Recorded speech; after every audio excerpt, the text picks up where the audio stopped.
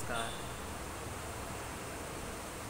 आंतरराष्ट्रीय पर्यावरण मित्र बहुउद्देशीय संस्था संघटनेचे व्यवस्थापक श्री देवा तांबे यांच्या 31व्या वाढदिवसानिमित्त आयोजित राष्ट्रीय पर्यावरण महाकाव्य स्पर्धा 2024 मध्ये मी डॉक्टर श्री भूषण गोविंद जोशी स्वलिखित कविता सादर करीत आहे.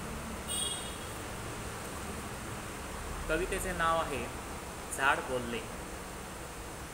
वैशाखाची कडक उन्हे चला करू पन्ही, पन्ह्याला हव्यात कैऱ्या सुटली मुले सैरा वैरा. कोणी घेतले हाती दगड, कोणी झाडावर चढले पटपट, पण तेवढ्यात झाला आवाज वाचवा वाचवा मला वाचवा.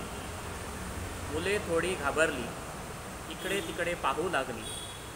झाड म्हणाले मुलांना, स्पर्शू नका कैऱ्यांना. स्वार्थापोटी तुमच्या फायदा घेताय आमचा. अविचाराने तोडा झाडे, पाऊस हवा म्हणून येई रडे. आठवतं का रे कोरोना, ऑक्सिजनाशिवाय करमेना. पण खरं सांगू का, सुखावह होती ती 2 वर्षे. तुमच्यासाठी नव्हे रे, आमच्यासाठी, पशुपक्षी नद्यांसाठी. आनंदाने होता विहार, कमी होता प्रदूषणाचा प्रहार.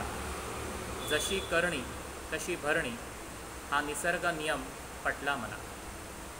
म्हणूनच म्हणतो मुलांना, झाडे लावा झाडे जगवा, आनंदाने सगळे नांदूया. पुन्हा सृष्टी हिरवीगार करूया.